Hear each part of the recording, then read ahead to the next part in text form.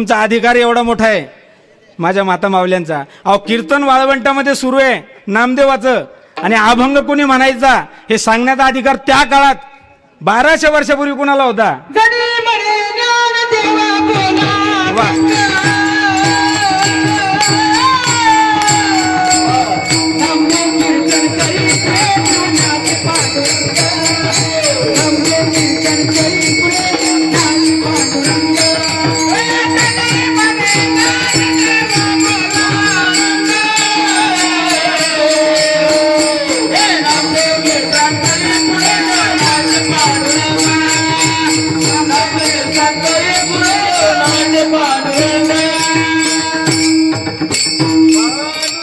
नामदेव महाराज कीर्तन करत होते आणि अभंग कोणी म्हणायचा हा अधिकार जनाबाईला.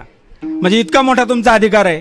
तुम्ही सगळ्या माझ्या माता भगिनी आहात. आज मोठ्या संख्येने तुमची उपस्थिती, पुरुष मंडळी भरपूर आहेत आणि सगळ्यांच्याच सेवेसाठी निवडलेला जो अभंग आहे महाशिवरात्रीच्या निमित्तानं, परत त्याच्यात दुसरं अजून एक कारण की आज जागराची सेवा आहे, आज मागणीचा दिवस आहे. मग आज आपण 7 दिवस देवाची सेवा केली ना, आजच्या दिवशी तुम्हाला देवाकडे काहीतरी मागण्याचा अधिकार प्राप्त झालेला आहे आणि त्या अनुषंगानं जगद्गुरु तुकाराम महाराज आजच्या अभंगामध्ये देवाकडे मागणी करतात की तुम्ही विश्वनाथ, देवा तुम्ही विश्वनाथ आहे. हे काशी विश्वेश्वराला मागितलेली मागणी आहे की तुम्ही विश्वनाथ आहे आणि मी कसं आहे, दीन रंक मी अनाथ.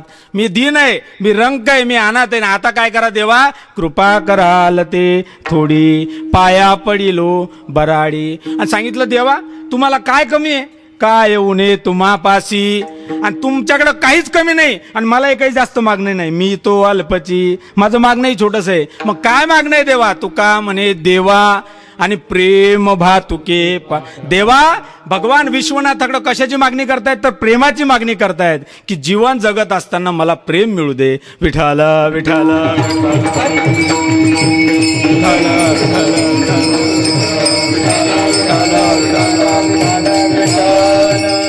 कीर्तनात बसल्यावर टाळी वाजवली पाहिजे, बरोबर की नाही? तुम्ही म्हणाल का? एक शेर सांगतो महाराज, सांगू का? कीर्तनात शेर सांगू नये कारण कीर्तन 1.25 शेर आहे पण तरी सांगतो कारण तुम्ही टाळी वाजवत नाही ना कीर्तनात. कीर्तनात बसल्यानंतर टाळी वाजवली पाहिजे. बगीचे मेमाली, एखादी चांगली बाग दिसली तुम्हाला, बाग पाहिली आहे का तुम्ही? त्याच्यामध्ये बाबळीचे झाड असतात, बरोबर आहे ना? बाग म्हणजे चांगली फुलांची वगैरे अशी प्रफुल्लित करणारी बाग जर असेल तर याचा अर्थ माळी आहे. बगीचे मेमाली भोजन मेथाली. जुन्या काळात अशा पंक्ती बसायच्या जेवायला अशा उतारावर. अरे तेव्हा काय आतासारखी ती ॲडव्हान्स सिस्टीमने पत्रवाळी एकदम रेडीमेड. ती आता तुमच्याकडे तर चांगलंच आहे, केळीचे पाने. तुम्ही ती पत्रवाळी जर असू दे जेवायला, इथं वरती बसला एखादा उंचावर, तर तिकडं खालच्याच्या ताटात याचं वरण कधी पास होईल तर सांगता येत. कारण उतारा असला तर जेवताना काय पाहिजे, चांगलं ताट पाहिजे. बगीचे में माली भोजन में थाली, झगडे में गाली. आता 2 आमच्या एवढ्या सगळ्या मातामावश्या बसल्या आहेत. 2 बाया सकाळी नळावरती भांडण सुरू झालं महाराज त्यांचं, आणि सकाळपासून संध्याकाळपर्यंत भांडण चाललं. इतकं कडाक्याचं भांडण चाललं पण एक शब्द कोणाला बोललं नाही. बरोबर आहे का? असं होईल? एक शब्द बोललं नाही, भांडण चाललं. अहो भांडण म्हणल्यावर काय आलं? झगडे में गाली, बगीचे में माली, भोजन में थाली, झगडे में गाली और कीर्तन में ताली चाहिए, इसलिए बजाओ ताली. विठाल विठाल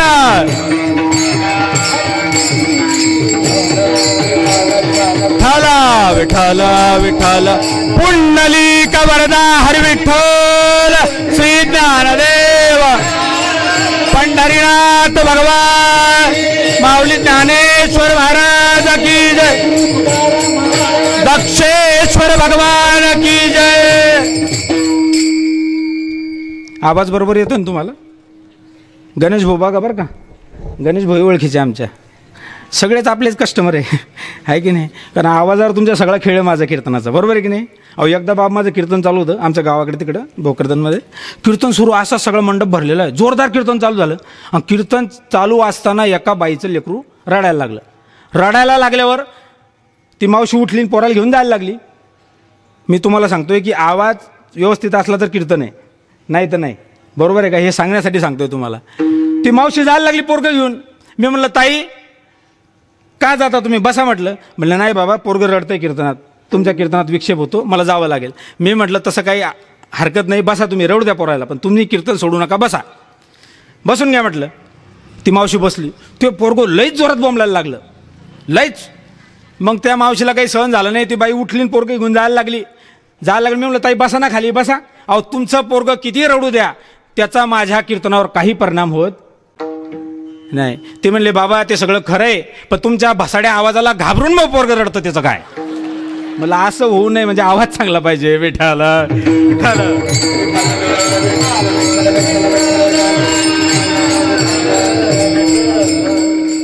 आजची जागराची सेवा आहे, मागणीचा अभंग आहे. भगवान परमात्म्याकडे आपल्याला मागणी करायची आहे. एकीकडे असं वर्णन आलेलं आहे की हा जो अभंग आहे हे यात्रेकरू जात होते तुकाराम महाराजांच्या गावच्या यात्रेला काशीला, आणि त्यांनी सांगितलं तुकाराम महाराज चला यात्रेला. तुकाराम महाराज म्हणले नाही, आपुला तो एक देव करून घ्यावा, किंवा एक गाव आम्ही विठोबाचे ना, आम्ही फक्त विठोबाचे भक्त. पण काशी विश्वेश्वराचंही काही आम्हाला वावडं, कारण हरिहरा भेद. बऱ्याच वेळेला हा वाद होतो की आम्ही विष्णूचे भक्त आहे, आम्ही शंकराची पूजा करणार नाही, आणि शंकराचे भक्त म्हणतात आम्हाला विष्णू चालत, म्हणजे विठ्ठल चालत.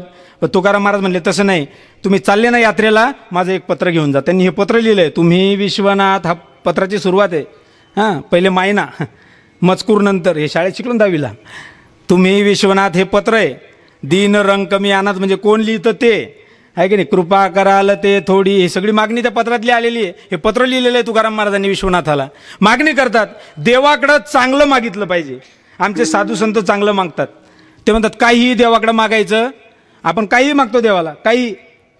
एक तर मारुतीच्या देवळात गेला आणि म्हणला मारुतीराया आता 30 वर्षाचा झालो, अजून पोरगी भेटत नाही, माझं लग्न तरी होऊ दे.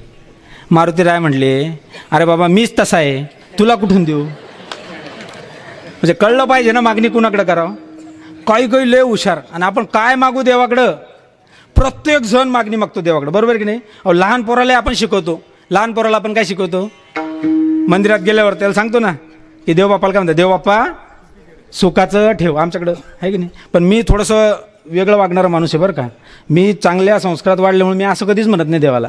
मी देवाकडे गेलो, रोज जातो आणि देवाला सांगतो देवा सगळ्यांचं भलं कर, सगळ्यांचं कल्याण कर, असं मागतो मी महाराज. तुम्हाला काय वाटलं का उगाच आहे काय. हां, आपलं वेगळं असतं ते. मी देवाकडे जातो, देवाला सांगतो देवा सगळ्यांना सुखी कर, सगळ्यांचं कल्याण कर, पण सुरुवात माझ्यापासून कर. म्हणजे कळलं पाहिजे ना कल्याण असतं कसं. म्हणजे तुम्हाला काय वाटलं का उगाच आहे काय. विठाला विठाला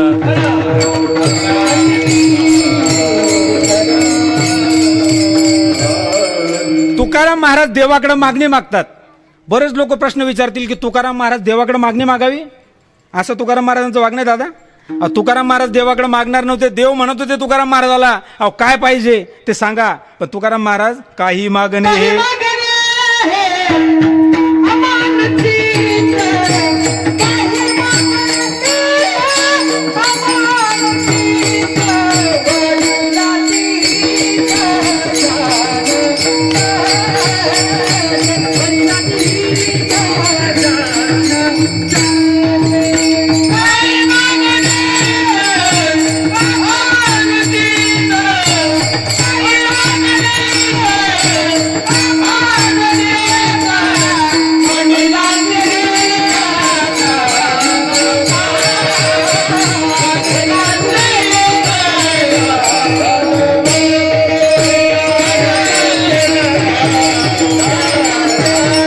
तुकाराम महाराज देवाला म्हणले देवा आम्हाला मागणं अलाउडच नाही, आमच्या घराची ती परंपरा नाही, आम्ही तुमच्याकडे मागणार नाही. पण तुम्ही म्हणाल मग मागता का. हे डबल स्टँडर्ड होतं ना, हे एकीकडे एक बोलायचं एकीकडे एक बोलायचं. अरे तुकाराम महाराजांचं असं कसं आहे म्हणले. आता आज आपल्या कार्यक्रमातलं एक वैशिष्ट्य आहे अजून बरं का. आमचं महाराष्ट्र ग्रामीण बँकेचं फायनान्शियल लिटरसी वीक म्हणजे वित्तीय साक्षरता सप्ताह सुरू आहे. या आठवड्यामध्ये आर्थिक बाबींबद्दल तुम्हाला जनजागृती करायचं सांगितलेलं आहे. आणि आजच्या कीर्तनात आपले महाराष्ट्र ग्रामीण बँकेच्या शिरसोलीच्या आमच्या branch manager madam Deepali Thakur मॅडमसुद्धा आलेल्या आहेत. आमचे चिनार सर पण आहेत तिथले अधिकारी, त्यांच्या सौसुद्धा या ठिकाणी उपस्थित आहे. आमच्या बँकेची बरीच मंडळी आली आहेत आहे की नाही. आणि बाकी गावातली मंडळी सगळी आहे. वित्तीय साक्षरता तुम्हाला कीर्तनातून सांगावी. आमच्या बँकेचे आदरणीय अध्यक्ष मान्य अध्यक्ष मिलिंदजी घारड साहेब यांनी मागच्या वर्षी ह्या माझ्या कीर्तनाच्या माध्यमातून महाराष्ट्रभर बरेच कार्यक्रम घडवून आणले त्यांनी. आणि कीर्तनाच्या माध्यमातून आर्थिक साक्षरता लोकांना सांगायची याची जबाबदारी माझ्याकडे दिली. मग मी कीर्तनामध्ये जोडून या धन उत्तम व्यवहारे उदास विचारे वेचकरी, हा अभंग घेऊन लोकांना सांगितलं की जोडून या धन उत्तम व्यवहारे. मग एकानं मला विचारलं, महाराज काय सांगता म्हणले तुम्ही, जोडून या धन. तुकाराम महाराजांनी तो धनाचा सगळा निषेध केलेला म्हणले, पैसे कमवूच नका असं सांगितलंय.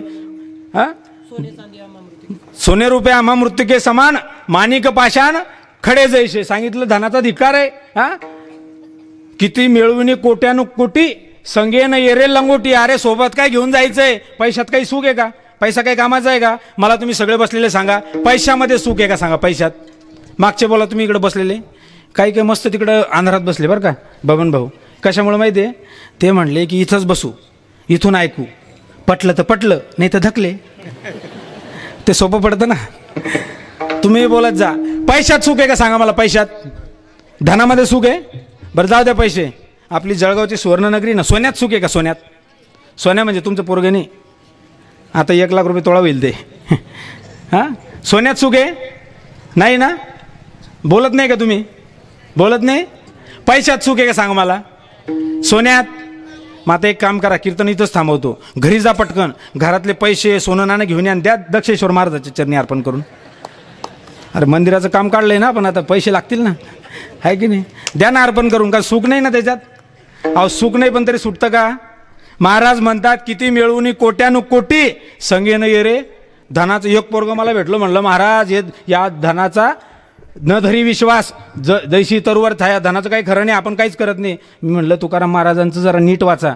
महाराजांनी अधिकार पाहून उपदेश केलेला की समोरचा कसा आहे. धन मिळवू नका, धनात वाईटच आहे, देवाची भक्ती करा हे सांगितलं. पण हे कोणा करता, ज्यांचं कमवून झालं त्यांच्या करता, ज्यांनी कमवलंच नाही. आजकाल तर असं आहे, जो रिकामचोट आहे, काहीच काम नाही, तोही म्हणतो आज रविवार आहे, आज मी आराम करणार आहे. अरे तू 7 दिवसचे 7 दिवस रिकामचोट आहे ना भाऊ, तू रविवारी काय आराम करतो. आजचं काढले अवघडे, फास्ट फॉरवर्ड जमाना आहे. आमची बँक पण फॉरवर्ड झालेली आता त्याच्या बाबतीत. तुम्हाला सांगू का, तुम्हाला खातं उघडायचं असेल तर तुम्हाला आता बँकेत यायची गरज. बबन भाऊ, आता बँकेत तुम्हाला खातं उघडायचं, घरी बसल्या बसल्या तुम्ही उघडू शकता. सगळ्यांकडे मोबाईल आहे ना. मोबाईल आहे का. मोबाईल नाही असं आहे का कोणी एखादा. हा, म्हणजे दक्षेश्वर संस्थांकडून व्यवस्था करता येईल ना. तर मोबाईल शिवाय जमत नाही. आता काही दिवसानं देवाला मोबाईल सोबतच द्यावे लागतील. कारण पुन्हा प्रॉब्लेम, लोक आम्हाला म्हणतात महाराज अहो आमचं गाव गरीब आहे. मी तो गरीब, अहो किती लोकसंख्या आहे तुमच्या गावाची. म्हणले 1000, शिरसोली तर 25,000 आहे. हां, 1000 लोकसंख्या असणारं गाव असू दे, 1000, आणि प्रत्येकाकडे मोबाईल आहे. कमीत कमी ॲव्हरेज किंमत 10,000 धरा. कोणाकोणाकडे 1-1 लाखाचा आहे, कोणाकोणाकडे 2,000चा असेल. ॲव्हरेज किंमत किती धरा, 10,000. बँकेतला साहेब थोडं सांगलं पाहिजे ना. 1000 लोकसंख्या असली, 10,000 रुपयाचाच मोबाईल धरा तुम्ही, किती होतात. 1 कोटीचे तर नुसते मोबाईल राहतात 1000 लोकसंख्येच्या गावात. तुमच्या गावात तर 25 कोटीचे आहेत. आणि हे 25 कोटीचे मोबाईल महिन्याला रिचार्ज करायला 300, 350, 400 रिचार्ज, म्हणजे त्याचा खर्च जवळपास 30 लाख रुपये महिन्याला आहे, वर्षाला. म्हणजे इतका खर्च आपला त्याच्यावर होतो, आहे की नाही. मी काय सांगत होतो तुम्हाला, आता मोबाईलमध्ये आमच्या बँकेचं अकाउंट ओपन करता येईल. मोबाईलमध्ये MGB विश्वास नावाचं तुम्ही टाकायचं, त्याच्यामध्ये प्ले स्टोअरला ॲप डाउनलोड होतं. व्हॉट्सअप, फेसबुक जसं वापरता ना तुम्ही, तसं MGB विश्वास डाउनलोड करा. आमच्या बँकेचं ब्रीदवाक्यच आहे, 7 विश्वासाची आणि वाट विकासाची. तुम्ही ते MGB विश्वास डाउनलोड करा. डाउनलोड केल्यानंतर त्याच्यात तुमचं आधार कार्ड, पॅन कार्ड, फोटो तिथल्या तिथं तुमचं KYC होईल आणि बँकेचा अकाउंट नंबर तुमच्या मोबाईलवरती मेसेज नाही येईल. डायरेक्ट बँकेत यायची गरज नाही. इतकं काळ बदलत चाललाय, ॲडव्हान्स झालो, तर आपण पण सुधारलं पाहिजे की नाही. मी तुम्हाला हे सांगत होतो मुद्दा, मला जोडून या धन याच्यावर कीर्तन करता करता लोक म्हणले पैसे कमवणं वाईट आहे महाराज. मी म्हणलं तसं नाही, तुम्हाला तोही धर्म नावाचा एक पुरुषार्थ गाजवायला, धर्मार्थ आणि काम मोक्ष सांगितलं ना, धर्म नावाचा पण पुरुषार्थ आहे. म्हणून धन मिळवलं पाहिजे, पण याचे त्याचे मुंडके मोडून नाही, चांगल्या मार्गाने मिळवलं पाहिजे. म्हणून जोडून या धन उत्तम व्यवहार आहे. मी तुम्हाला हे कशा करता सांगितलं महाराज सांगू का. मी लहानपणापासून कीर्तन करतो बरं का. तुमच्या शिरसोलीमध्ये मी 15 वर्षापूर्वी येऊन गेलो कीर्तनाला, 2010ला. आपल्या शिरसोलीमध्ये मैत्री आप्पा नावाचे एक कीर्तनकार होऊन गेले बरं का. दुर्दैवानं अपघातात त्यांचं निधन झालं. ते आमच्या गावाला कार्यक्रमाला यायचे. त्यांनी माझं कीर्तन इथं शिरसोलीत ठेवलं होतं 15 वर्षापूर्वी. आणि तेव्हापासून कीर्तन करत असताना मला चांगल्या संगतीत राहिल्यामुळं, संगती माणसानं मात्र चांगल्याची केली पाहिजे. त्यांनी सांगितलं, माझ्या आजोबांचं पण एक धोरण होतं. ते म्हटले कीर्तनात लोकांकडे पाहून कीर्तन करायचं, स्वतःच्या पायावर उभं राहून मग कीर्तन कर. म्हणून मी ठरवलं आपल्याला स्पर्धा परीक्षेचा अभ्यास करायचा. आणि त्याच्यातून मी ठरवलं होतं की मला अधिकारी होऊन साहेब, म्हणजे अधिकारी होऊन कीर्तन करायचं. देवानं अशी वेळ आणली की बँकेनंच सांगितलं तुम्ही वित्तीय साक्षरतेचं जे आपलं अभियान आहे ते कीर्तनातून चालवा. अजून काय पाहिजे? सत्य संकल्पाचा दाता नारायण सर्व करी पूर्ण मनोरथ, अशी ती भगवान परमात्म्याची कृपा आहे. महाराज मी तुम्हाला हे सांगत होतो की देवाकडे आपण चांगलं मागितलं पाहिजे. देवाकडे काय मागितलं पाहिजे? चांगली मागणी करा, देव पूर्ण केल्याशिवाय राहणार नाही. तुकाराम महाराज देवाकडे मागणी करतात अभंगाच्या पहिल्याच्या. भगवान विश्वनाथाच्या चरणी तुकाराम महाराज प्रार्थना करतात. आज महाशिवरात्रीचा दिवस आहे की नाही? थोडक्यात मला महाशिवरात्रीचा कथाभाग पण सांगितला पाहिजे. शिव महापुराण झालं ना आपलं. आदरणीय आमचे सातगाव डोंगरीचे ज्ञानेश्वर महाराज, आता स्वतः नावच ज्ञानेश्वर असल्यावर काय, महाराजांचं नाव आहे ज्ञानेश्वर. भगवान बसलेले आहे आपले दक्षेश्वर. हां, महाराज आपलं शरीर आहे नश्वर, जीवनात एकच आहे खरा ईश्वर, आणि जो बसलेला आहे तुमच्या गावात दक्षेश्वर, आणि महाराज आहेत ज्ञानेश्वर. महाराज ज्ञानेश्वर महाराज आहेत आणि त्यांच्यासोबत हिरानंदनजी बाबा. शिवमहापुराणाची कथा झाली आपली आहे की नाही. आणि महाराजांचं फार मोठं हे 12वीला त्यांनी टॉप केलेलं आहे असे व्यक्तिमत्व आहे. पण हे अध्यात्माच्या एकदा या संगतीत आले. आमच्या वारकरी संप्रदायात लोकांना वाटतं की आमचे धोत्रावाले म्हणजे यांना काय येतं. मला बरेच जण विचारतात, महाराज काय तुम्हाला वाटत नाही का धोतर घालताना लाज वाटत नाही का? मी म्हटलं बाबा आमचं जीवन हे वारकरी संप्रदायाच्या सूत्रावर आहे. एक मला विचारतो, म्हणला जग चंद्रावर आणि तुम्ही धोत्रावर. जग चंद्रावर चाललं म्हणे, तुम्ही धोत्रावर. अरे म्हणलं आमचं जीवन वारकरी संप्रदायाच्या सूत्रावर आहे म्हणून मी धोत्रावर आहे. विठ्ठल.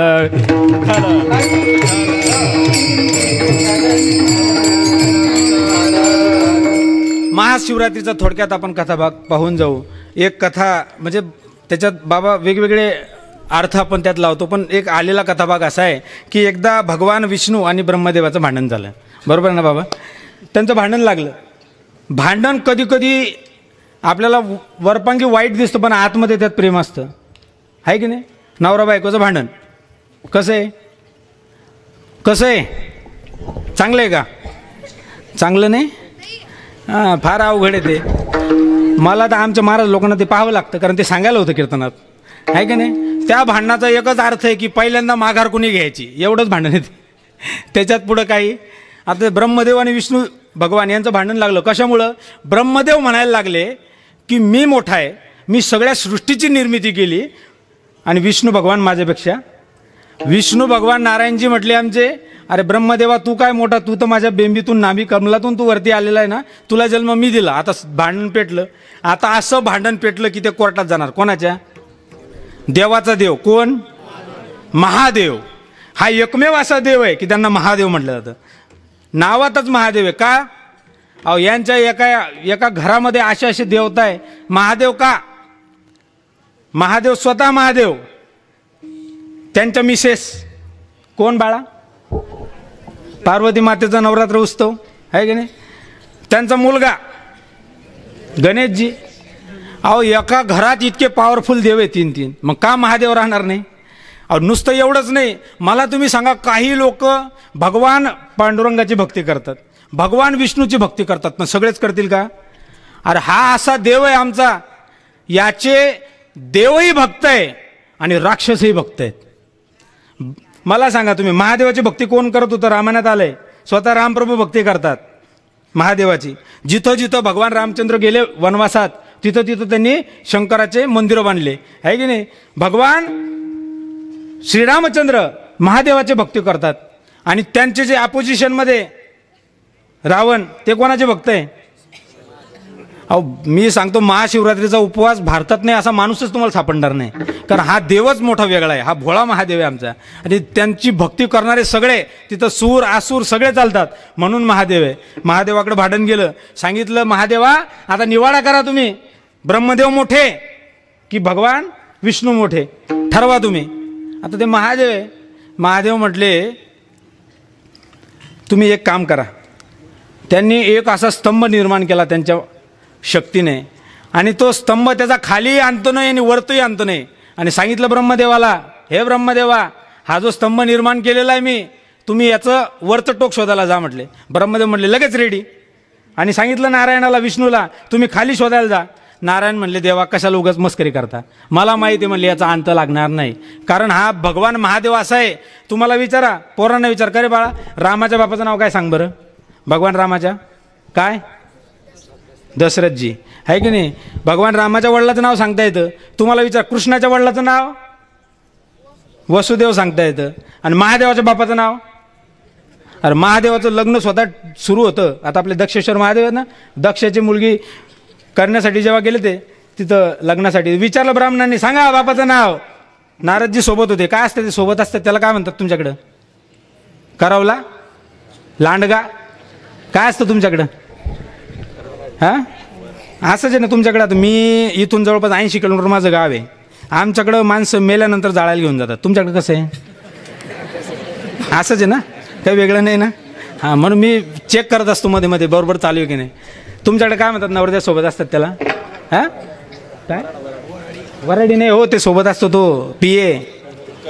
हां जुन्या काळात तास होता, आता तर घरोघरी टॉयलेट वगैरे झाले. जुन्या काळात नवरदेव जर असला आणि त्याचा जो करवाला असायचा ना, सगळी डबडं घेऊन मी सांगच. करवल्याची फार जबाबदारी असायची ती, आहे की नाही. तर हे महादेवाच्या लग्नात करवला कोण? भगवान आपले नारदजी. नारदजी भगवान महादेव भोळे. ब्राह्मणांनी विचारलं, ब्राह्मण देवांनी, वडिलांचं नाव सांगा. ते नारदाकडे पाहायला लागले, अरे काय सांगतो आता, आहेच नाही ना म्हटले. महादेव म्हणजे अजन्म आहे, मातू पितू ही नाही, त्यांना वडील नाही ना आई नाही, कारण स्वतः ते महादेव आहे की नाही. त्यांनी सांगितलं, नारदांनी काय सांगून द्या मला, ब्रह्मदेव. त्यांनी सांगितलं ब्रह्मदेव. सांगण्यासाठी अरे लग्न जमवायचं ना, महादेव म्हणले सांगा.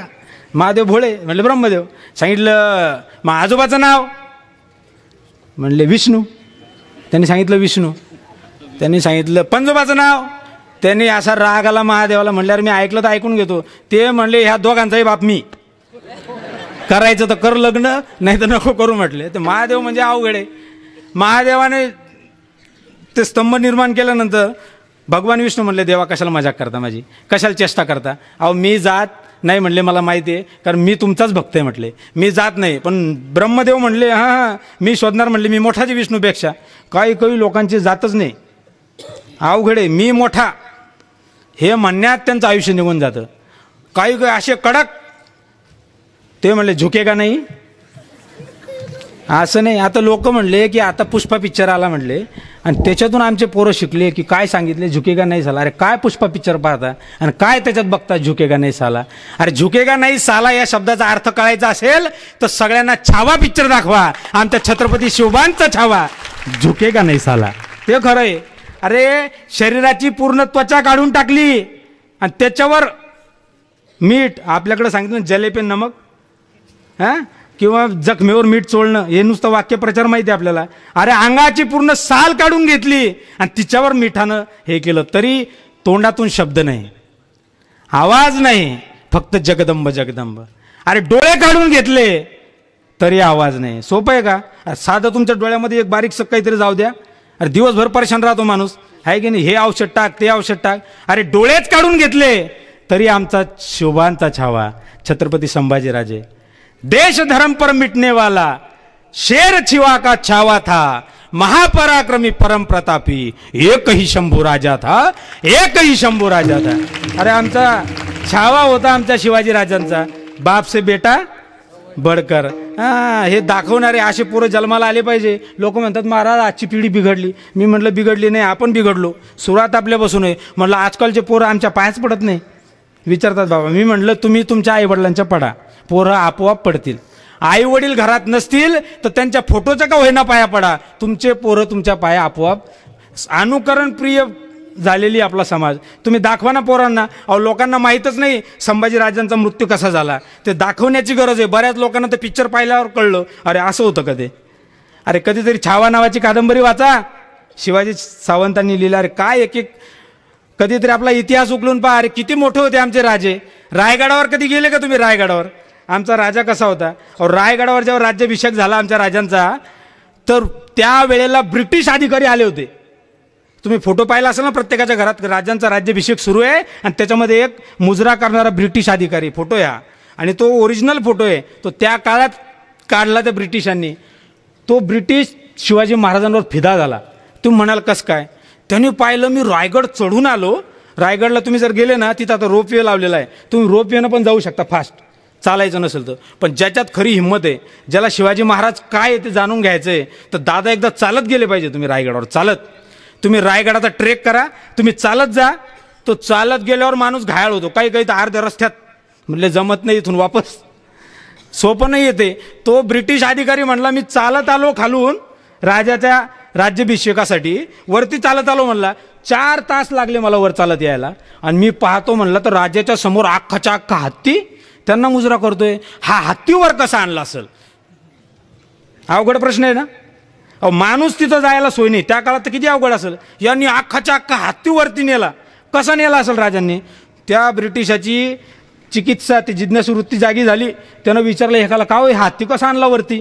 राजांची करणी अशी होती, जेव्हा रायगड बांधायला सुरुवात केली तेव्हाच हत्तीचं पिल्लू नेऊन ठेवलं होतं त्यांनी. इथं राज्याभिषेक करायचा आहे, तुम्ही विचारा तिथं जाऊन. ही खरी स्टोरी सांगतोय मी तुम्हाला. अहो राज्याभिषेक कधीतरी होणार आहे हे दूरदृष्टी असणारा माझा राजा होता. तो काही असा आताच्या लोकांसारखा नाही. आपले रस्ते शिवाजी महाराजांच्या काळातले जे गड किल्ले त्यांच्या पायऱ्या अजून शाबूत आहे. आणि त्या पायऱ्यांमध्ये खड्डा पडला म्हणून सिमेंटची पायरी बांधली आमच्या शासनानं. ती पायरी गेली पण ती ओरिजिनल पायरी जशीच्या तशी आहे. कारण ती पायरी बांधणारा कोणी आयरा गेरा नव्हता. शिवाजी महाराजांची राजधानी बांधणारे हिरोजी इंदोलकर नावाचे त्या काळातले इंजिनियर होते. आणि त्यांनी स्वतःच्या खर्चानं स्वतःचं घर गहाण ठेवलं आणि तो किल्ला पूर्ण केला. राजे तिकडं दिल्लीला अडकून गेले होते दिल्लीमध्ये. इकडं त्यांनी स्वतःचे पैसे खर्च केले. अरे कोण असा माणूस आहे म्हणतो आमच्या पगाराचा विचार केला नाही. स्वतःचं घर गहाण ठेवलं, रायगड बांधून काढला. आणि जेव्हा राजदर्शनाला आले सांगितलं, हिरोजी क्या बात है, काय मस्त तुम्ही स्वराज्याची राजधानी बांधली हो. तुम्ही काहीतरी माझ्याकडे मागणी करा, देऊन टाकतो तुम्हाला 2-4 गावं. तुम्हाला सरदारकी देतो. एखादा म्हणला असता आता पगार वाढवून द्या, आहे की नाही, आता मला जरा चांगली एखाद्या महिन्याची सुट्टी द्या, विचारलं असतं ना. किंवा मला चांगली तुम्ही इकडची ही कोकण पट्टा पूर्ण देऊन टाका, मला राजा होऊ द्या तिथं. असं नाही. तो म्हणला, राजेसाहेब एकच प्रार्थना आहे, मी एक दगड बनवून आणलाय. दगड ह्या महादेवाच्या तिथं जे महादेवाचं मंदिर आहे त्याच्या समोर मला तुम्ही तो लावण्याची परवानगी द्या फक्त. आणि ते दगड पायरीच्या ठिकाणी लावलेला आहे. महाराष्ट्रामध्ये 3 पायऱ्या महत्त्वाच्या आहे. 2 पायऱ्या पंढरपुरात आहे. पंढरपूरला गेले तर चोखोबांची पायरी आहे, भगवान पांडुरंगाचे भक्त. चोखोबांची पायरी झाली की नामदेव पायरी. या 2 पायऱ्या भक्तांच्या पायऱ्या आहेत. आणि तिसरी आहे राजांची पायरी आमच्या, जिथं हिरोजी इंदोलकरांनी ते लावलंय. आणि त्या दगडावरती लिहिलेले अक्षर आजही शाबूत आहे. जाऊन वाचून पहा. त्या दगडावरती त्यांनी कोरून ठेवलेलं आहे, सेवेचे ठाई तत्पर हिरोजी इंदोलकर. बस एवढीच मागणी केली. काय लोक होते, एवढीच मागणी केली राजांच्या चरणी. असा आमचा राजा होऊन गेला. आपला विषय सुरू होता महादेव, है की नाही. ब्रह्मदेव म्हणले मी मोठा, मी जाणार शोधायला. त्या स्तंभाची उंची शोधायला जायला लागले ते वरती. अहो 1000 वर्ष ते चालत राहिले पण ते स्तंभाची सुरुवात काही सापडत. कारण महादेवाची सुरुवात नाही आणि शेवट नाही, तो महादेव आहे. हे शोधायला लागले. रस्त्यानं जाता जाता शिवगण भेटले त्यांना, शिवगण. आणि शिवगण विचारायला लागले. त्यांनी विचारलं, अहो शिवगणजी मला सांगा हा स्तंभ कधी संपणार आहे? त्यांनी सांगितलं, तुमच्यासारखे कमीत कमी 100 ब्रह्मदेव तुम्ही स्वतःच पाहिले म्हणे जाताना. कारण ब्रह्मदेव म्हणजे हे पद आहे, ब्रह्मादिक पद आहे, दुःखाची शिराने. ब्रह्मदेव काही परमनंट एक माणूस नाही आहे, ते बदलत राहतं देवाच्या सृष्टीत. 100 ब्रह्मदेव तर मीच पाहिले म्हणले, संपणार नाही. मग असं सांगितलं जातं कथाभाग की त्यांना त्या ठिकाणी त्यांनी एक फूल आणलं आणि सांगितलं हे फूल म्हणजेच याचा शेवट आहे. असं खोटंच सांगितलं त्यांनी महादेवाला. महादेवाला सगळं सहन होतं पण खोटं सहन होत. सांगितलं, ब्रह्मदेवजी तुम्ही खोटे बोलले स्वतःचं महत्त्व वाढवण्यासाठी, तुमचं काही खरं नाही. पूर्ण भारतामध्ये तुम्ही फिरा, ब्रह्मदेवाचं कुठंच मंदिर नाही. सोपडा साफ करून टाकला त्यांनी. ब्रह्मदेवाचं मंदिरच नाही, फक्त एक आहे पुष्करला, आहे की नाही. म्हणून माणसानं स्वतःच्या मोठेपणासाठी कधीच खोटं बोलू. ब्रह्मदेव संपले हो, आपली तुमची आमची काय कथा आहे. पण आम्ही त्याच्यातच परेशान आहे. कोणी आम्हाला भेटलं चंदूभाऊ घरी घेऊन जातात, म्हणतात वा वा या महाराज तुम्ही आमच्या घरी आले, पाहिलं का घर, पठ्ठ्यानं, बापाच्या हातचं काहीच नाही, पठ्ठ्यानं बांधलं. नंतर म्हणतात ही मागची शेती बघा, माझ्या वडिलाच्या हातची 5 एकर होती, त्याच्या मागं 5 एकर आपण घेऊन टाकली, आपण पठ्ठ्यानं घेतली, बापाच्या हातचं काहीच. मी म्हणलं पण तुम्ही, अहो त्यांचीच कृपा आहे ना. अहो आई वडिलांना विसरू नका.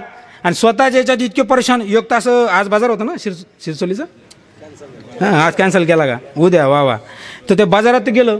बाजारात गेल्यानंतर ते नेमक्याच 2-4 सोन्याच्या अंगठ्या घातल्या होत्या. आणि जाऊन ते विचारत होते त्या मावशीला, असं वांगा उचले, मावशी वांगे कसे दिले वांगे. त्याला वांगे घ्यायचेच नव्हते, ते अंगठ्या दाखवत होतं, वांगे कसे दिले वांगे. आता ती आमची मावशी, आमचे श्रीराम भाऊ आहे की नाही, ते माणूस वरून दिसतात तसे पण ते आतमध्ये काय ते आम्हालाच माहिती आहे की नाही. तशी त्यांच्या आईसारखी होती, आमच्या आजीसारखी. त्या बाईनं पूर्ण जिंदगीभर डोक्यावर ते माळव्याच्या पाट्या वाहू वाहू कष्ट करू करू अपार कष्टाने एवढे कमवले होते. तिचं सोन्याचं दणकडच होतं हातामध्ये डायरेक्ट. तिनं थोडासा पदर बाजूला केला. त्या मावशीनं सांगितलं हे 40 रुपये किलो आणि हे 50 रुपये किलो. तर अंगठ्या काढल्या खिशात घातल्या म्हणे तू हे तूच खाय. जिरली तिथं. माणसानं स्वतःच्या मोठेपणासाठी खोटं बोलूच नाही. ते ब्रह्मदेवानं चुकी केली आणि त्या ठिकाणी ब्रह्मदेवाला शाप दिला. कालभैरवाची निर्मिती केली भगवान, अशा कथाभाग आहे. आणि कालभैरवाने सांगितलं ब्रह्मदेव तुम्ही खोटं बोलले, ज्या तोंडानं तुम्ही खोटं बोलले ना 5 तोंड होते ब्रह्मदेवाला, 1 तोंड नखाने कापून टाकलं आणि 4 चतुरानंद झाले. ते एक त्या ठिकाणी तोंड कापून टाकल्यानंतर विष्णू म्हणले देवा असा अन्याय करू नका ब्रह्मदेवावर, आधीच त्यांचं तुम्ही कुठं मंदिर शिल्लक ठेवत नाही, यांच्यासाठी काहीतरी तुम्ही उत्शाप द्या. ते जे तोंड 5वं तोडलं त्याच्यापासून वटवृक्षाची निर्मिती झाली आणि भगवान महादेव म्हटले मी त्या वडाच्या झाडाखाली ध्यानस्थ बसणार. म्हणजे असाही पुन्हा उत्शाप त्या ठिकाणी दिला. आणि ते जे त्यांनी स्तंभ निर्माण केला होता स्वतःच्या कृपेने त्यांनी तो स्तंभ छोटा छोटा छोटा छोटा करून त्या ठिकाणी भगवान परमात्म्याच्या ज्योतिर्लिंगाची निर्मिती झाली. आणि तो दिवस होता शिवरात्रीचा. कारण दर महिन्याला प्रदोष जो येतो ना ती शिवरात्र असते महिन्यातली. मग सगळे देव म्हणले 33 कोटी देवांची त्या ठिकाणी गर्दी झाली आणि म्हणले हे भगवान महादेव आज नुसती शिवरात्र नाही, आज या ठिकाणी ज्योतिर्लिंगाची निर्मिती झाली, आज महाशिवरात्र आहे. आणि त्या ठिकाणी सगळ्यांनी जय जयकार केला. 33 कोटी देव म्हणाले देवाला देवा आजच्या दिवशी तुझी जो भक्ती करल त्याच्यावर तुम्ही स्वतः नाही तर 33 कोटीचे 33 कोटी देव कृपा करणार आहे. म्हणून आजच्या दिवशी देवाच्या भक्तीचं विशेष महत्व आहे. तुम्ही रोज देवाला तुम्ही जल वाहा, 1 लोटा जल, सारी समस्या का हाल. तुम्ही रोज वाहनं वेगळं आणि महाशिवरात्रीच्या दिवशी वाहनं.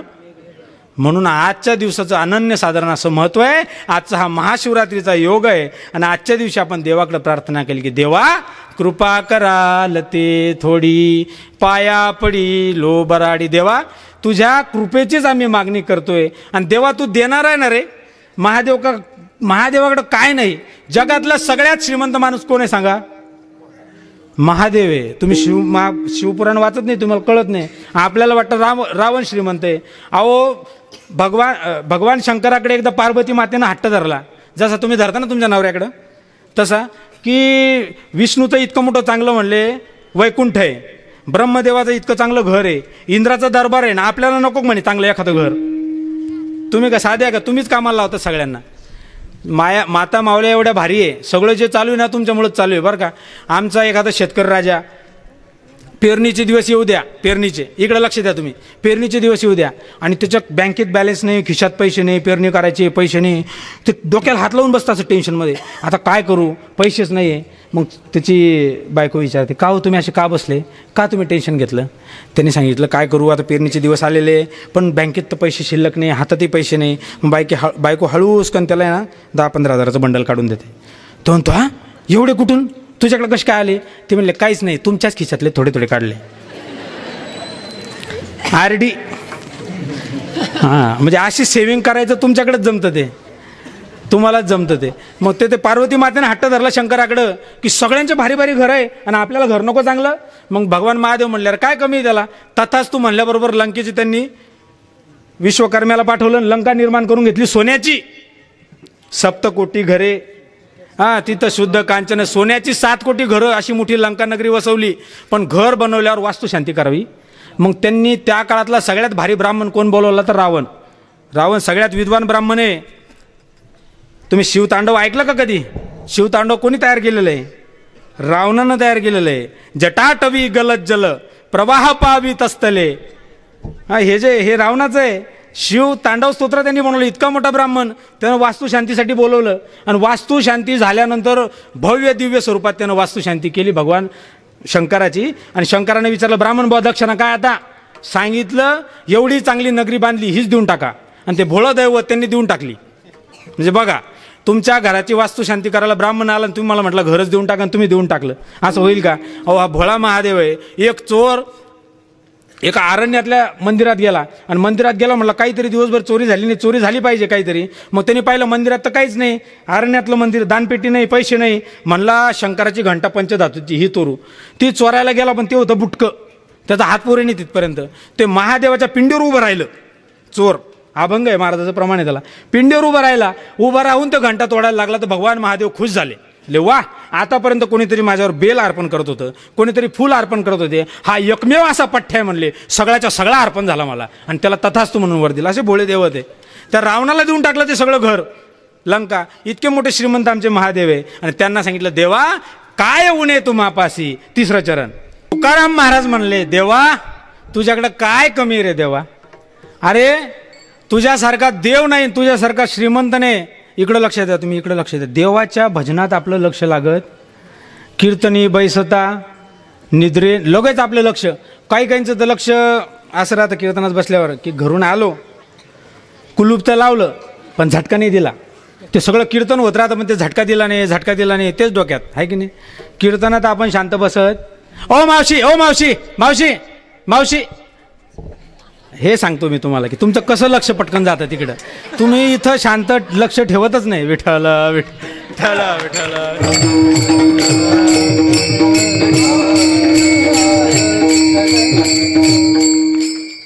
देवाकडे प्रार्थना करताना तुकाराम महाराज म्हणले देवा तुझ्याकडे काय कमी आहे रे, आणि तुझ्याकडे काहीच कमी नाही. मग देवा एक कर, एक कर. देवा काय कर, मला प्रेमाची मागणी करतात की मला प्रेम मिळालं पाहिजे. च्या अभंगामध्ये तुकाराम महाराज भगवान विश्वनाथाच्या चरणी, जसे तुम्ही आम्ही जमलो ना, आपण दक्षेश्वराच्या चरणी प्रार्थना करायची की देवा तुका म्हणे देवा आणि प्रेम भातुके पाठवा. मला एकानं प्रश्न विचारला महाराज की हे तुका म्हणे देवा, ऐका ऐका, हे तुम्हाला एक सांगू का, बँकेत 500-500च्या नोटा सांभाळणं लय सोपं आहे, पण चिल्लर सांभाळणं लय अवघड आहे. ते थोडीशी असू द्या, खळखळ खळखळ खळखळ खळखळ, त्या 500च्या नोटा गुपचूप पडतात बरोबर, चिल्लर लय अवघड आहे. पण तरी कीर्तनात बसले भाग्य आहे तुमचं, आहे की नाही. आता तुम्ही कीर्तनात बसले ना, असेच बसले की तुम्ही नीट असाल. तुम्ही कीर्तनापासून भटकले की मग जीवनातच भटकले. त्याच्यामुळे आता हे खरं वय, आणि मी स्वतः अनुभवलेलं आहे. मी वयाच्या 14व्या वर्षापासून कीर्तन करतो. त्याच्यामुळं याच्यात जो आनंद आहे ना तो कुठंच नाही. आणि तुम्हाला एक सांगू का, मला विचारलं त्याने की तुका म्हणे देवा आणि प्रेम भातुके पाठवा. अरे प्रेम कशाला मागितलं देवानं? तुम्हाला आम्हाला काय माहिती आहे प्रेम म्हणजे काय? माहिती आहे प्रेम? हां बरोबर, प्रेम म्हणजे काय? हां, वो आती रही मिलती रही हम प्यार समझ बैठे, वो एक दिन नहीं आई तो हम रविवार समझ बैठे, याला प्रेम म्हणतात. आपल्या डोक्यात हेच प्रेम आहे. प्रेम हे नाही. तुकाराम महाराज देवाला प्रेम म्हणजे जो अनुराग मागतात. म्हणजे देवाचं भजन करताना तुम्ही रागात, एखाद्या रागात नाही म्हणलं तरी चालतं. भगवान का भजन किसी राग में नहीं गाया जाए तो कोई बात नहीं, लेकिन वो अनुराग में गाना चाहिए. यासाठी अनुराग म्हणजे प्रेम पाहिजे. तुका म्हणे देवा प्रेम भातुके पाठवा. आणि प्रेम जर एकदा भेटलं तर प्रेम प्रीती नाम उचित करावे आणि मग भावे संचारावे हृदया माझी. मला हा शेवटचा मुद्दा सांगायचा आणि कीर्तन संपवायचं. आपल्या जवळपास आपली आता 11:30 वाजले आणि बाकीचे म्हणतील मग जाऊ द्या ना घरी, आता वाजले की त्याच्या आत संपवायचे आहे की नाही. म्हणून आपल्याला हे कमी वेळात आता संपवायचे. मला फक्त हा एक भाव सांगून जायचा की तुम्ही देवाचं नाव घेतलं पाहिजे. आणि आज महाशिवरात्रीचा दिवस आहे, प्रत्येकानं देवाचं नाव घेतलं पाहिजे. मी इतकं तुम्हाला सोपं सांगितलं आणि तुम्ही ऐकून घेसाल का? माझं ऐकसाल? तुम्ही ऐकसाल? आज तुम्ही म्हणजे मी जे सांगितलं ते ऐकायला तयार आहे सगळे? शेवटपर्यंत तिकडे माणसं तयारी आहे का? मग मला शिरसोलीचा सरपंच करा.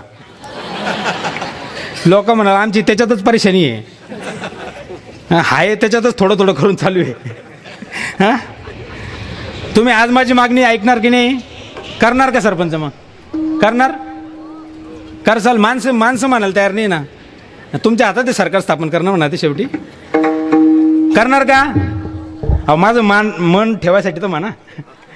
काही सरपंच बिरपंच काय पदांचा काय मोह घ्यायचा आहे? अहो लहानपणी जन्माला आलो की म्हणतात चिरंजीव, मग लग्न झालं की श्रीमान, काही चांगलं काम केलं की आदरणीय, अजून चांगलं काम केलं की वंदनीय. किती पदव्या कमवा तुम्ही, PhD MA MCom काय अजून काय काय कमावते, डॉक्टरेट वगैरे काय काय, नेट सेट सगळं कमवा. शेवटची एकच पदवी आपल्याला, तुम्हाला ना आम्हाला कळविण्यात अत्यंत वाईट वाटते की हीच पदवी आहे, याच्याशिवाय पदवीच नाही कोणती. काय पदव्या कमवणार आहे, काय आपण हे कमवणार आहे? तुम्हाला एक सांगून जाऊ का, बाकी कीर्तनात तुम्ही काही नेलं नाही तर हरकत नाही. म्हणजे 2 वाक्य लक्षात ठेवा, फक्त सगळ्यांसाठी सांगतो. तुम्ही 60 वर्षाचे जेव्हा व्हाल ना, 60 वर्षाचे, काही लोक झालेले आहेत आणि काही होणार आहेत आता. तुम्ही आपल्या प्रत्येकानं जीवनामध्ये जीवन जगत असताना फक्त या 2 गोष्टीची तयारी करा. तुम्ही एकदा तुमचं 60 वर्ष म्हणा किंवा तुमच्या उतार वयाकडे तुम्ही गेले, तुम्हाला लोक काही विचारत नाही. तुम्ही किती प्रॉपर्टी कमवली, किती घरं बांधले, किती गाड्या घेतल्या, किती शेती घेतली, किती बँक बॅलन्स आहे, काही विचारत नाही. तुम्ही एकदा तुमचं वय झालं की तुम्हाला 2च प्रश्न विचारणार आहे, 2च. या 2 प्रश्नाचे उत्तर तुम्ही शोधा म्हणजे तुमचं जीवन धन्य आहे. ते 2च प्रश्न विचारणार बरं का. एकदा तुमचं वय झालं की 2च प्रश्न. कोणते? पहिला प्रश्न विचारणार. पहिला प्रश्न काय विचारणार? तब्येत कशी आहे, बरोबर आहे की नाही? पहिला प्रश्न विचारणार तब्येत, आणि दुसरा प्रश्न पोरं नीट आहे का, मुलं. या 2 प्रश्नाचे उत्तर नीट शोधा म्हणजे जीवन धन्य आहे. याच्याशिवाय तिसरा प्रश्नच नाही. काही काय पदाबिदात ठेवलेलं आहे? देवाची भक्ती करण्यात खरा आनंद आहे, देवाच्या नामात ताकद आहे. आणि तुम्हाला हेच सांगून जातो आणि कीर्तन संपवायचे, सगळ्यात जास्त ताकद देवाच्या नावात आहे. तू म्हणाल नावात काय ताकद आहे? नावात काय? नावात काय? आता एखाद्या बाईचं नाव म्हणजे एक बाई हांडा घेऊन पाणी आणायला चालली, विचारलं काय नाव आहे, म्हणजे गंगाबाई. अरे नाव गंगाबाई, पाणी आणायला हांडा घेऊन. एका बाईचं नाव म्हणजे शांताबाई, नाव शांती, आणि पुऱ्या गावाचे भांडणं घरी आणती आणि नाव शांती. एखाद्याचं नाव म्हणले काय नाव म्हणले गंगाधर, आणि आंघोळ नाही महिनाभर. नावाला काय अर्थ आहे का? आपण नावात सगळ्यात जास्त ताकद आहे. जगात सगळ्यात जास्त ताकद फक्त देवाच्या नावात आहे. तुझ्या नामाचा महिमा तुम्हाला एक प्रसंग सांगतो संपवतो सेवा. एकदा काय झालं बघा, कालिदास नावाचे विद्वान होते. कालिदास नावाचे, बारीक लक्ष द्या म्हणजे कीर्तन आपल्याला लवकर संपवायचं आहे. कालिदास नावाचे विद्वान होते. कोणाच्या दरबारात होते ते? सगळ्यात ऐकणारे श्रोते ना. कालिदास नावाचे विद्वान होते राजा भोजाच्या दरबारात. भोज नावाचा राजा होता. आपण म्हणतो ना कहा राजा भोज आणि कहा गंगू, हां तो भोज राजा. आणि त्याच्या दरबारात कालिदास नावाचे विद्वान होते. आणि तो गंगूतेली पण खरोखर त्यांच्या दरबारात होता. तो राजाचा मित्र होता. तो राजाला भेटायला यायचा, बोलायला यायचा. आणि हा कालिदास नावाचा विद्वान पण राजाचा मित्रच होता. दोघंही मित्र. त्या कालिदासाचा शास्त्रांचा अभ्यास इतका पक्का होता, इतका दांडगा होता की पूर्ण जगभर त्यांचं नाव, की जगात कालिदासासारखा विद्वान नाहीच असं त्यांचं जगभर नाव झालं कालिदासाचं. जगात नाही म्हणले. अरे कालिदास का साधे आहे का? कालिदासांनी काय मेघदूत नावाचं काव्य लिहिलं. इतके मोठे विद्वान जगभर नाव झालं. पण एकदा काय झालं, कालिदासाशी शास्त्रार्थ करण्यासाठी एक दुसरा विद्वान त्या गावात आला राजाच्या दरबारात. राजाचा असा दरबार भरलेला आहे. आणि तो विद्वान आला आणि म्हटला, हे राजा, मला तुझ्या दरबारामध्ये कालिदास नावाचा जो विद्वान आहे त्याच्यासोबत मला शास्त्रार्थ करायचा आहे. बारीक लक्ष द्या, तुम्हाला आनंद येईल. खूप छान प्रसंग आहे. त्यांनी राजाला सांगितलं, राजा तुझ्या दरबारात जो कालिदास नावाचा विद्वान आहे त्याच्यासोबत मला शास्त्रार्थ करायचा आहे, काही प्रश्न विचारायचे, आणि माझ्या प्रश्नाची जर कालिदासानं उत्तरं दिले नाही तर तो हारला, तुमच्या राज्याचं नाक कापल्या जाणार. मी त्याला हरवणार म्हटले. आतापर्यंत कालिदासाला कोणीच हरवलं नाही, पण मी हा पठ्ठ्या कालिदासाला हरवणार म्हणले. तुम्ही एक काम करा, आत्ताच्या आत्ता कालिदासाला बोलावणं धाडा, त्याला बोलवून घ्या, मला त्याला काही प्रश्न विचारू द्या, आणि त्या प्रश्नाचे उत्तर जर त्यांनी बरोबर दिले तर मी त्याला मानील, नाही तर मी तुमच्या राज्याचा अपमान करून या ठिकाणून निघून जाईल. आता नेमकं तेव्हा असं झालं होतं की कालिदास नावाचे विद्वान गेले होते तीर्थयात्रेला. ते राज्यात हजर. आताच्या काळात राहिले असते तर लगेच फोन लावला असता राजाने. फोन लावा त्यांना. आणि त्यांनी सांगितलं, हॅलो कालिदास, परत या, तुम्हाला कॉम्पिटिशनसाठी माणूस आलेला. पण तेव्हा काही फोन वगैरे, आणि तेव्हा फोन नव्हते, हे बरंच आहे. नाही तर आपला फोनवर एवढा वेळ जातोय. आता फोनवर व्हॉट्सअप, फेसबुक, यूट्यूब इतका फोन पाहतो आपण. प्रत्येक जणाला तुम्हाला मला एक सांगणं आहे, तुम्ही तुमच्या सेटिंगमध्ये जा आणि त्याच्यात एक डिजिटल वेलबिंग नावाचा ऑप्शन असतो, ते ओपन करून पहा. त्या डिजिटल वेलबिंगमध्ये आपल्याला दिसतं की दिवसभर आपण किती मोबाईल पाहिला, व्हॉट्सअप किती वेळ पाहिलं, फेसबुक किती पाहिलं, इंस्टाग्राम किती पाहिलं. तरुण पोरायचे तर 8 घंटेच्या खाली सापडत. मग अल्प आयुष्य मानवी देह, शतगणिले ते अर्धरात्र खाय. अर्धे तर झोपण्यातच जातं आपलं आयुष्य. 100 वर्षाच्या आयुष्यात 50 वर्ष माणूस झोपलेला अर्ध झोपण्यात जातं. आणि तुम्हाला एक सांगू का, माणूस सकाळी उठला ना त्यानं देवाचे आभार मानायला पाहिजे. काय देवाचे? हे भगवान दक्षेश्वरा, तुझे आभार आहे. तुम्हाला का? अरे झोपेत तुम्हाला उचललं नाही तर कळलं नसतं ना. अर्धे तर झोपण्यात 8 तास झोपण्यात जातात 24 तासातले, उरले 16 तास. आणि त्याच्यात 8 तास मोबाईलवर गेल्यावर काय करणार आहे तुम्ही? काहीच नाही. मग ते मोबाईल तेव्हा नव्हते. अरे तानाजी लढायला गेले असते आणि खालून कोणीतरी मोबाईल केला असता, हॅलो तानाजी काय करतो? अरे म्हणे किल्ला लढवायला आलोय तो कोंडाणा. अरे काय लढतो तू किल्ला? म्हणे किल्ला लढून तुला काय भेटणार आहे? किल्ला भेटल शिवाजी राजाला, तुला काय भेटतं? ये खाली धाब्यावर पार्टी करू. हे फोननं तिथं वाटोळं केलं असतं. पण ते कालिदासाच्या काळात फोन नव्हते. राजा भोज म्हणले आता अवघड परिस्थिती झाली. अरे विद्वान आला आणि तो शास्त्रार्थ करायचं म्हणतोय, कालिदासासोबत करायचं म्हणतो, कालिदास उपलब्ध. मग आता काय करायचं? ते म्हणले, विद्वानजी माझी एक विनंती आहे माझी तुम्हाला, तुम्ही फक्त 2 दिवस थांबा, मी तुमच्यासमोर कालिदासाला हजर करतो. 2 दिवसाची परमिशन घेतली. सांगितलं ह्या विद्वानाची चांगली व्यवस्था करा. राजाच्या दरबारात ते राजा बोले त्याची सगळी व्यवस्था केली, एकदम त्याची थाटामाटात त्याची व्यवस्था केली राहण्याची. आणि त्याची व्यवस्था केल्यानंतर इकडे डोक्याला हात लावून बसले राजा भोज, की आता कसं होणार, कालिदास नाही आहे आणि आता ही स्पर्धा कशी जिंकणार आपलं राज्य, आपलं राज्याचं नाक कापलं जाणार, काय करावं. मग तितक्यात त्याचा मित्र भेटायला आला राजाचा, गंगूतेली. आता ते गंगूतेली बिचारा असं कपडे फाटलेले, कसाचा कसा अवतार, आणि त्याच्यातल्या त्यात एक डोळा फुटेल, एकच डोळा होता गंगूतेल्याला, एक डोळा फुटलेला. तो असा आला. आल्यानंतर राजाला म्हणतो, राजेसाहेब का टेन्शनमध्ये बसले. त्यांनी सांगितलं, गंगूतेली तुला काही कळणार नाही भाऊ गंगू, अरे मी लय टेन्शनमध्ये म्हणले. अरे तो विद्वान आला आणि म्हणतो शास्त्रार्थ करायचा आहे आणि तुमच्या राजाला हरवायचं आहे, मला काही प्रश्न विचारायचे आणि कालिदास हजर नाही, आता मी त्याच्यासमोर कोणाला उभं करू. त्यांनी सांगितलं, राजेसाहेब तुम्हाला एक सांगू का, या येड्या मित्राचं माझं ऐका, मित्र होते ना ते, माझं ऐका येड्याचं, तुम्ही जर ऐकलं तर मी तुम्हाला याच्यावर उपाय सांगतो. म्हणले, अरे तुझ्याकडे काय उपाय असणार आहे, अरे मोठे मोठे विद्वान आपले दुसरे डोक्याला हात लावून बसले म्हणले, त्यांच्याकडे उत्तर नाही आहे आणि तुझ्याकडे काय उत्तर असेल म्हटले. सांगितलं, माझं एक ऐका येड्याचं, मी सांगतो तसं करा आपण जिंकू. गंगूतेली सांगत होता राजाला, मी सांगतो तसं करा म्हणजे जिंकू. त्यांनी सांगितलं, काय करायचं, तुम्ही काहीच करू नका म्हणले, फक्त त्या विद्वानाला सांगा आमच्याकडं कालिदास सध्या उपलब्ध नाही, पण तुमच्यासोबत शास्त्रार्थ करण्यासाठी कालिदासाचे गुरु येणार आहेत. कोण येणार आहेत, कालिदासाचे गुरु येणार आहे. मला सांगायच्या नावात किती ताकद असते. कालिदास येऊ शकत, कालिदासाचे गुरु येणार आहेत म्हणले, एवढंच सांगा. ते सांगितलं, एवढं सांगितल्यावर होईल. आणि एक दुसरा अजून सांगा म्हणले, की जो शास्त्रार्थ होईल तो बोलून होणार, तो तुम्हाला बिना शब्दांचा करावा लागेल, काही न बोलता बोलावं, इशाऱ्यातून होईल म्हणले, फक्त इशारा करून प्रश्न विचारात आणि इशाऱ्यातून उत्तर. त्यांनी सांगितलं, मग असं केलं जमल का. म्हणले, जमल, बिंदास तुम्ही लक्ष ठेवा म्हणले, राजा माझ्यावर होऊन जाईल म्हटले काम. म्हटले बरं.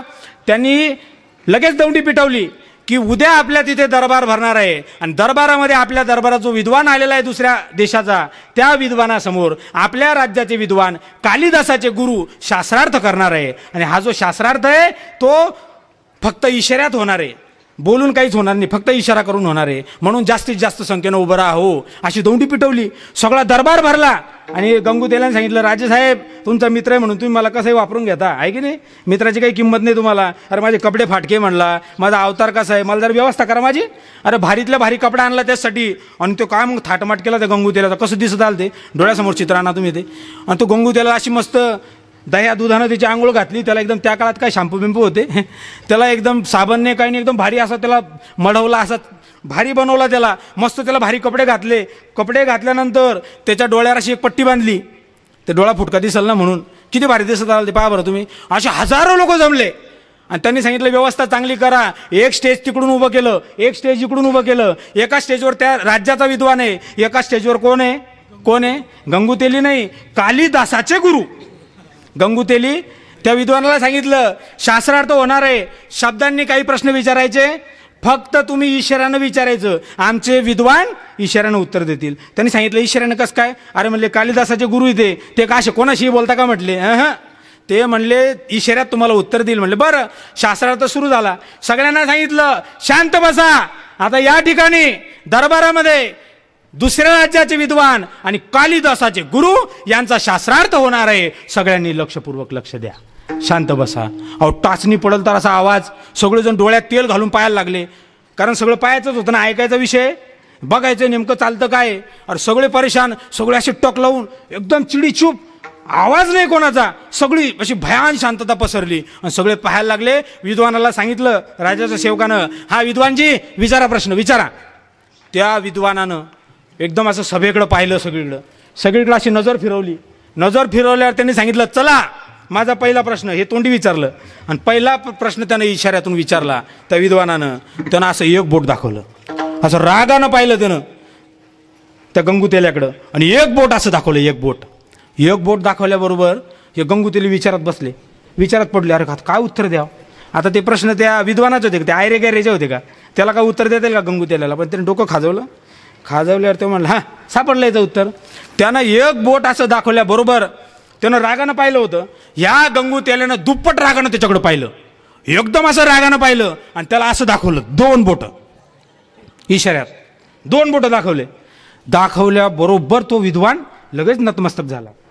वाह म्हणलं, ह्या प्रश्नाचं उत्तर फक्त कालिदासाचे गुरुच देऊ शकतात म्हणलं, दुसरं कोणी देऊ शकत. वाह म्हणलं, बरोबर उत्तर आहे म्हणलं. वाह लगेच राजाच्या एका सेवकानं सांगितलं आता दुसरा प्रश्न विचारा. त्याने सांगितलं दुसरा प्रश्न. म्हटलं दुसरा प्रश्न.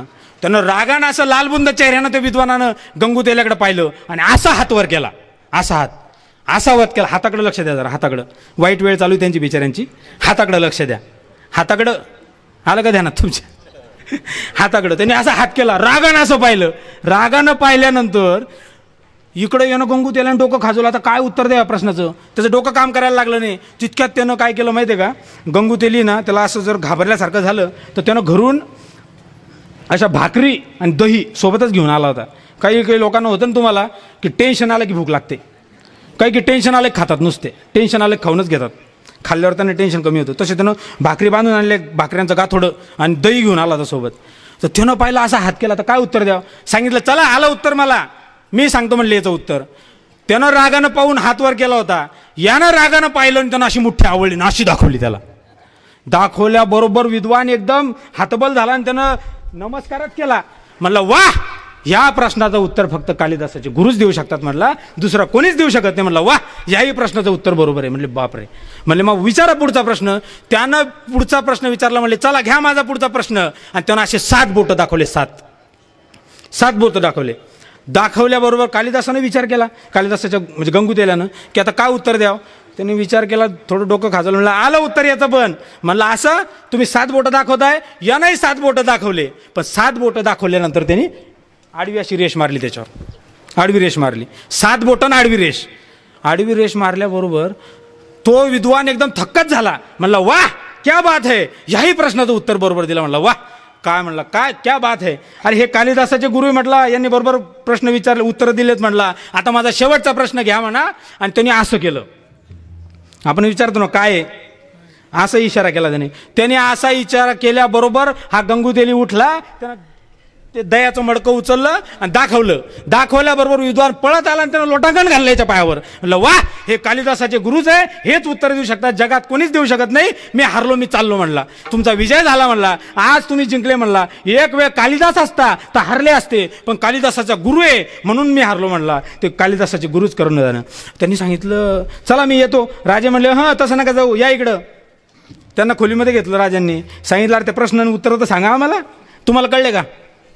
कळले तुम्हाला? जागे ना तुम्ही मागचे. कोणाला कळले याच्यातले? हाय का कोणी? असं करा, हात वर कर, हात वर करा. कोणाला कळले? तुम्हाला कळले?